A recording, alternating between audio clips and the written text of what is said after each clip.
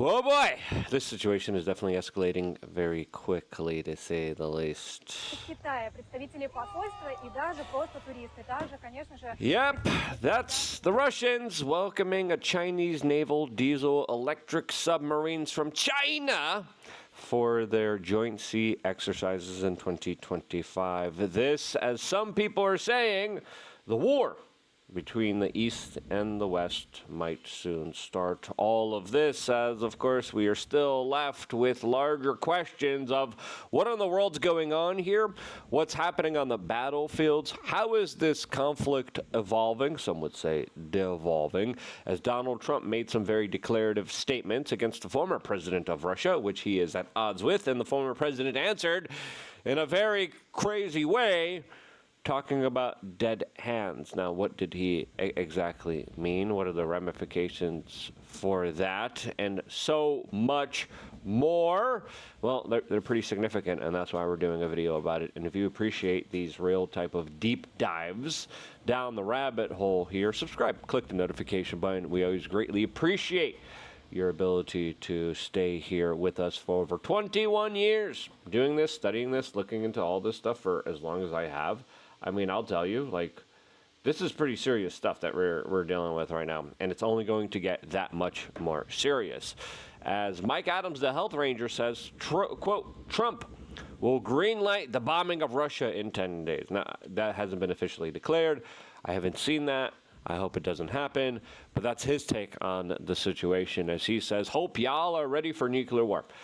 Trump is doing everything possible to, quote, provoke it. And the provocations are pretty big here, but will it amount to war? Well, so far, no. There's a lot of tough talks between Russia and the United States, specifically among sanctions, going after India. We'll get into that in a little bit. Of course, Russia, just off of its shores, suffered a major earthquake, as some people are already even speculating, well, wait, was that some kind of earthquake weapon? As, of course, we all know, those capabilities do exist. Tsunami weapons do exist. Was this some kind of test? Or was it just a regular earthquake? Who knows? As it's probably just another earthquake. But the theories are ablaze here, as a lot of people have some very serious questions about this larger proxy war that we have just entered day 1,253 of. The corporate media was telling us it's going to be over in a few days. We're like, no, it's probably going to go on for a very long time. And even if it ends, there's a big high probability that it could restart at any moment, at any time here, as the escalations have been going back and forth pretty significantly, as Ukraine has a lot of PR victories, a lot of moral victories, a lot of victories that they get to celebrate in the corporate media, while, of course, the Russians just keep, just like they did throughout all of recorded human history, slow rolling in to towns and villages and conquering them. Now, the Russian summer offensive is definitely escalating the situation. As CNN writes, it's escalating the crisis for Ukraine here, as we have Russian drones that are now being produced in very vast, big, huge numbers, going into the main capital city of Kiev. This, of course, being one of the big red lines for the President of the United States, Donald Trump, who talked about how Putin cannot be doing this, should not be doing this. And now Putin has responded by blasting Kiev with another rocket and drone attack that, of course, now, according to multiple reports, hit a hospital and a residential building. This being pretty significant here, since, of course, we had those statements from Donald Trump, which now are met with direct statements from the Russians that are kind of highlighting here, hey, we're going to do whatever the hell we want here, as there has been a complete and total breakdown of communications, and it's pretty severe, to say the least here, as negotiations are not working, peace deals are not being achieved. There's not even any progress being made here, as right now there are reports of 6 people losing their lives from strikes inside of Kiev here, And this is something that, of course, is meant to directly trigger and anger Donald Trump, who has previously talked about how he hates seeing these drone and missile attacks that are being conducted at the capital of Kiev here. Now, it's also important to note here that the Ukrainians are launching drones into Moscow as well. Now, Zelenskyy is now continuing to suggest that regime change in Russia needs to be done in order to, quote, achieve peace here. We're back to where we started again. As, of course, if you remember, Zelenskyy came out with this notion during the beginning of this conflict. Then during negotiations, he kind of backed off of it. And now he's kind of back at it again, saying, hey, Putin needs to go. And if Putin goes, then we could maybe see some peace here that could potentially be done here, which I kind of disagree with, since Putin kind of surrounded himself with a lot of hardliners that are a little bit more radical and extreme than he is. And regardless of whatever you might be thinking about these larger kind of offensive actions now, Putin has kind of shown restraint in some aspects of this conflict. Not all of them, in some aspects of this conflict. Now, how will things kind of transpire from here? As, of course, India is being looked at and blamed for a lot of this, when in reality it should be China. We'll talk about that stuff. Before we do, we wanted to tell you about wearechange.shop. We got a lot of great supplements. We got a lot of great products available to you. A lot of things that, listen, during the times of crises, I'm reaching for. I'm not feeling good, I'm reaching for some supplements. I'm traveling, I'm reaching for some supplements. Sadly, our food is filled with a lot of crap. Listen, I'm in Poland right now. The food here, like my diet, my gut, how I feel, like I feel incredible. And I'm like, it's the freaking food. The food is poisoned in America, and you don't really realize it, and you don't really understand how big of an impact. That's one of the reasons I'm like, maybe I'll just go here. But it's one of the reasons why supplementation is important, because you're dealing with so many just nutritionally non-dense foods that are defunct of any type of value for your body. Here, I'm eating all the local like goulashes and bigoses, and I'm like, man, I feel incredible. I feel good. My HRV's through the roof. My sleep's through the roof. But that's why people need to supplement. And things like magnesium aren't as readily available as they are in other foreign countries that actually don't have destructive farming practices. Magnesium glycinate, something that I brought here with me in order to help me deal with the jet lag, has been great. I've been able to change my sleep schedule, super proud of myself, automatically. Because I kind of stayed up a little bit the day before, and then I made sure to fall asleep, and I was very disciplined, and it worked. And one of the reasons is because I was also taking magnesium glycinate while I'm here in Poland. It is a great, super, incredible. I want to check my sleep. My sleep was great yesterday. HRV 56, again, high 50s, which is great. I got 7 hours and 14 minutes of sleep, which is okay, which is pretty fair here. An hour and 15 minutes of deep. I got a little short on REM here, so I'll make sure to take my magnesium glycinate tonight. I didn't take it last night, but I have been taking it when I first landed. And again, when it comes to supplements, I kind of try to naturally get the macronutrient studying. And again, you can't, especially if you live in America. So wearechange.shop, check it out. I'm digressing here. Let's get back to what's going on with Ukraine and Russia here, as this type of deal here, this type of situation here is only going to get worse, sadly. And listen, Donald Trump is threatening a lot of economic ramifications, but as we all know here, it's not looking too good for that working as well here. As a top Ukrainian minister says, Putin attacking Kiev on purpose while Trump has been patient with him, as Trump talked about this type of 50-day period. He changed it to a 10-day period. What is Donald Trump going to be doing in a few days from now? Well, he might be sanctioning India and China. Now, will he actually do that? If you look at what's happening here, India and China are buying up a lot of Russian energy. They are fueling and financing the Russian economy, mainly because Russia, instead of selling their kind of gas and energy to Europe. Europe is now buying it from the United States.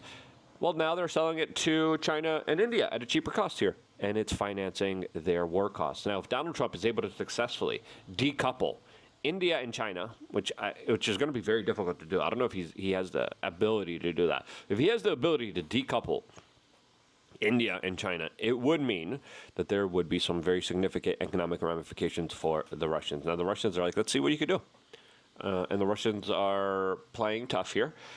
They're very tough negotiators here, as Forbes writes that Trump lashes out at India as he calls them, quote, dead economies, as he also responded to the president of Russia that has been making some very interesting, the former president of Russia that has been making some very interesting comments here. But Trump's threats against India here with steep tariffs, because they buy Russian oil, is something that is kind of a dangerous gambit, because if it doesn't work, what else are you going to do here? We all know that there's very limited options. I mean, Donald Trump has already announced he's sending the latest and greatest type of tech and tools for Europe, for NATO, that they will later then transfer to the Ukrainians. Now, are they dead economies? Like, this is more tough talk here, tough rhetoric from Donald Trump here, as the Russians are responding to all of this, saying, yeah, it's cool. We have immunity towards sanctions. You could sanction more, but it's not really going to make a difference. And do whatever you got to do, bro. Essentially is what they're saying in a non-street verbiage term here. As the Kremlin said on Wednesday, it continues to monitor statements by U.S. President Donald Trump regarding sanctions against Moscow, but the Russians have acquired immunity to such measures thanks to long experience, and that is true. The Russians have been sanctioned. There has been an economic war being waged by the United States and Western powers against them, and so far, the Russian war economy is fast-moving. This is Donald Trump says, I don't care what India does with Russia. They can take their dead economies down together. For all I care. We have done very little business with India.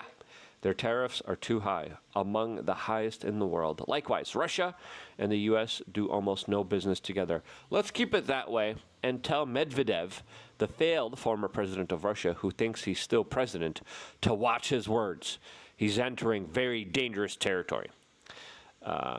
This as Trump blasted the former president of Russia, as the former president of Russia responded to Donald Trump, saying about Trump's threats against me on his personal network, Truth Social, which he banned from operating in our country.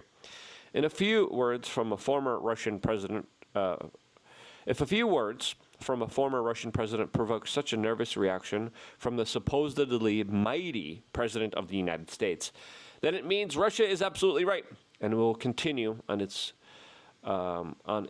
chosen path. And as for the talk about the dead economies of India and Russia are entering dangerous territory, let him recall his favorite movie about the walking dead, and also how dangerous the mythical dead hand could be. Now, people are asking, what do you mean the dead hand? What does that mean? He's essentially hinting at a system that automatically launches nuclear missiles if the Russian leadership is destroyed. It's kind of a dead man switch, that if the Russians are taken out here, the missiles start flying in the direction for where they think they are responsible for. And that, of course, would be predominantly blamed on the United States, as everything is already kind of set in play here, set in motion for mutually assured destruction. As some people talked about, no, we could just take out the Russians quickly, easily. We're just going to wipe them out, and then as soon as we take them out, they're not going to be a threat, and then we can live in peace and harmony. And a lot of people are like, yeah, but they have systems that they claim to have. They probably do. Listen, they have pretty advanced nuclear capabilities. They have systems that, let's just be honest with ourselves here, would nuke us back even if we totally obliterate and annihilate them, and they would answer back by doing the same to us. Why are we entering this type of dangerous gambit? Why are we in such a crazy, insane place with our broken foreign policy that has been not what he campaigned on as truly.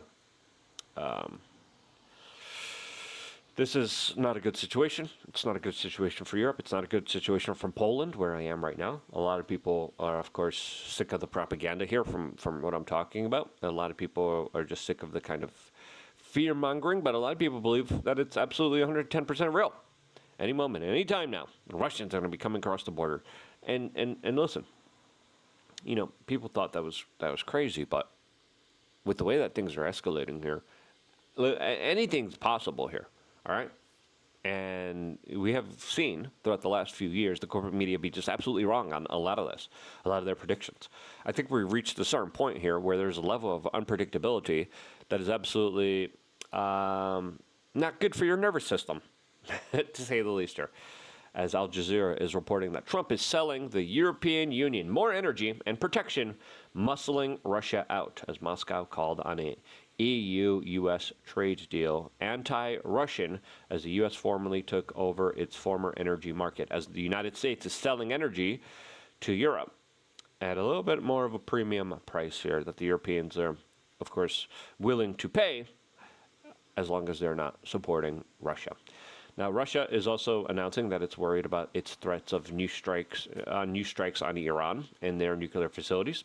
Why are they saying this? Well, there's a lot of kind of interesting movement in the Middle East again. And we told you that this is probably going to be a likely scenario within the next 2 years.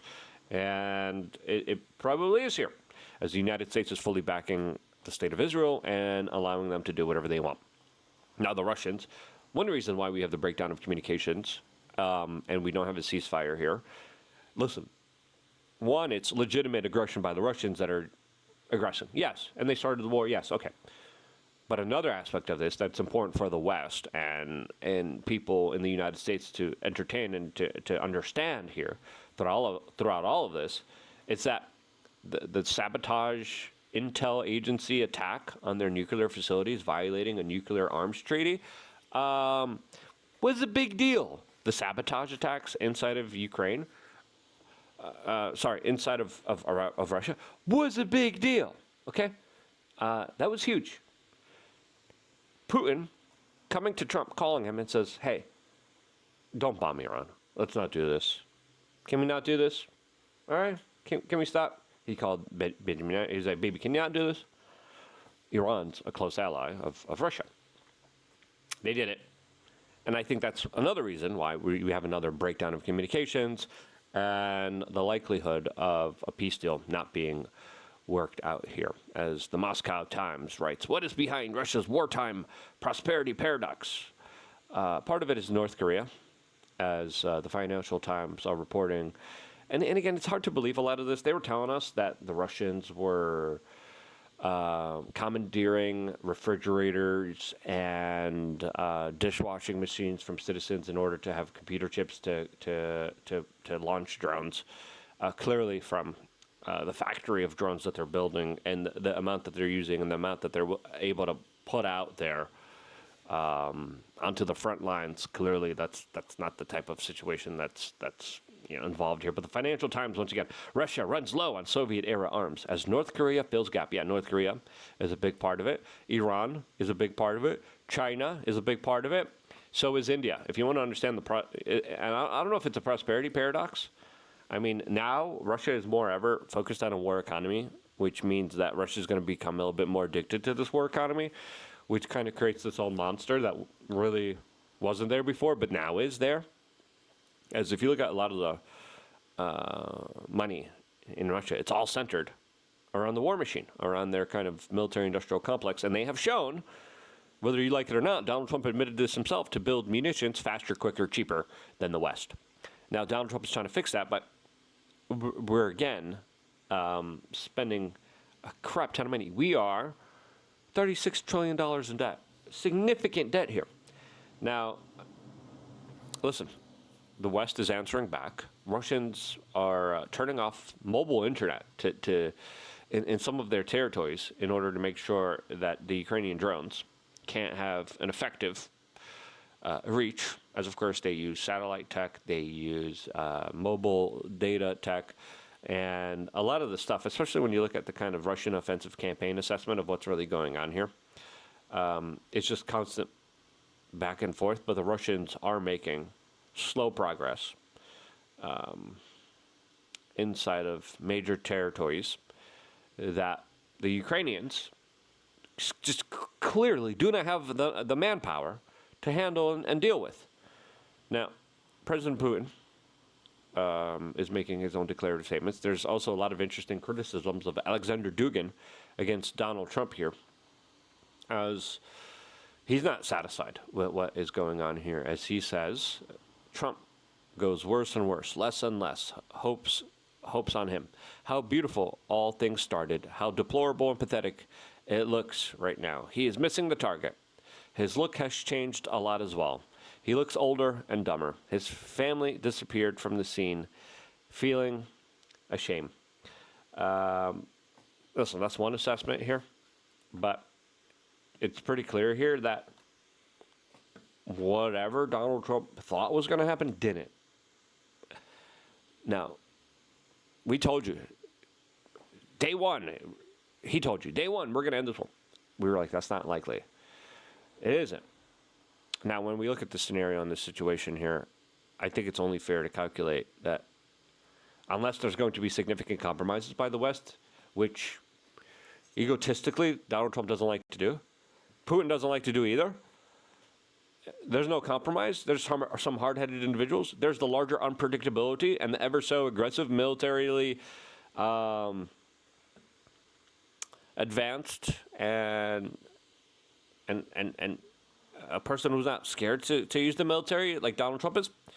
This is, to me, going towards a very bad type of situation that doesn't look too good for everybody. So, yeah. Hey, get some magnesium glycinate to help you sleep. I love you guys. WeAreChange.shop. I love you guys. Stay tuned for more. All here exclusively on youtube.com/WeAreChange.